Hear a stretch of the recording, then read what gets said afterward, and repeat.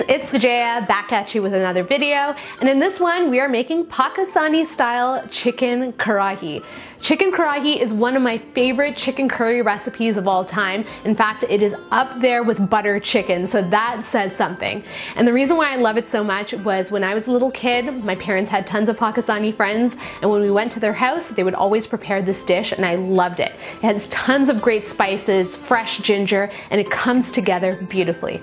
But before we get started, don't forget to subscribe to my channel if you like what you see. And of course, if you're looking for the full recipe, just click that info box down below and everything you need is there. Let's make some karahi. The first step is to make our coarsely ground spice powder. And the blend of these spices is what makes chicken karahi so unique. I have some black peppercorns, earthy cumin, some dried red chilies, cardamom, garam masala, it's my homemade blend, turmeric, and some ground coriander powder. We're going to transfer all these spices to a blender and pulse them until a coarse powder forms.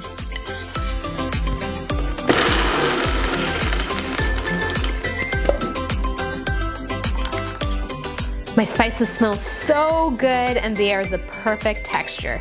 We're gonna prep a few more ingredients before we start cooking. I'm gonna slice up a large onion nice and thin, and then I'm gonna grate up a little bit of ginger, a little bit of garlic, and then chop up some tomatoes. I've got my spices, my sliced onions, the tomatoes, the ginger, and garlic. Now let's hit the stove and put this karahi together.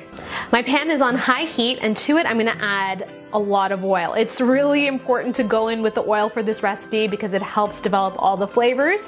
And then in go my onions on high heat. And we're gonna cook these onions until they're nice and crispy and brown and caramelized. Now I'm gonna add in my ginger and garlic as well as my coarsely ground spices. And we're gonna let this saute up for no longer than 10 to 15 seconds to bring those spices and the ginger and garlic to life. Now in go my tomatoes. I'm gonna season up with a touch of salt. And we're gonna cook these tomatoes down until they're nice and jammy and soft. My tomatoes have become nice and soft. It's almost as if they've melted into my onions. And now I'm gonna add in my chicken. I have a combination of chicken drumsticks and chicken thighs that I've cut up into small pieces, and in they go.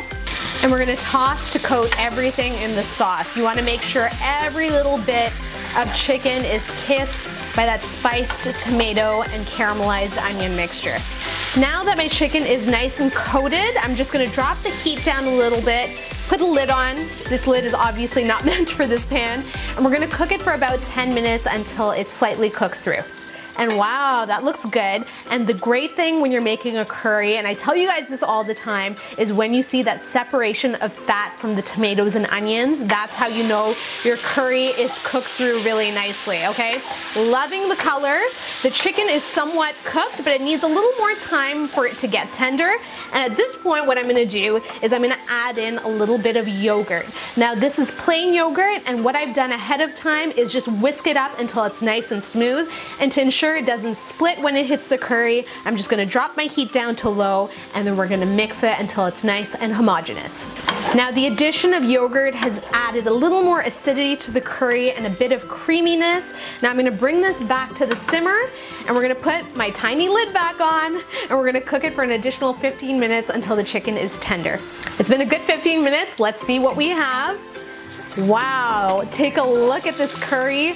It's nice and thick, glossy, aromatic, and that chicken has cooked through perfectly. Now I have a few last additions that are just gonna top this all off. I have some dried fenugreek leaves, also known as kasuri methi, and we're gonna sprinkle them in.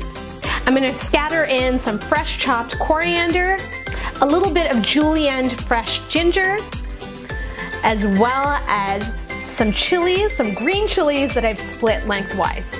And we're gonna stir to toss everything together. And look at that, the colors, the coriander, the green chilies, that little crunch from the ginger, it's gonna be so delicious all together. And there you have it, you guys, a really easy chicken karahi that you can make at home with authentic flavors from Pakistan. Our chicken karahi is ready. It looks amazing. It smells even better. Let's plate some up. Oh man, look at that sauce, delicious. And I'm knife and forking it. Obviously, this is not traditional It's meant to be eaten over rice with your hands or whatever, or with chapathis, which is a really great idea as well. The meat is nice and tender. Oh, I'm gonna grab a little bit of that sauce.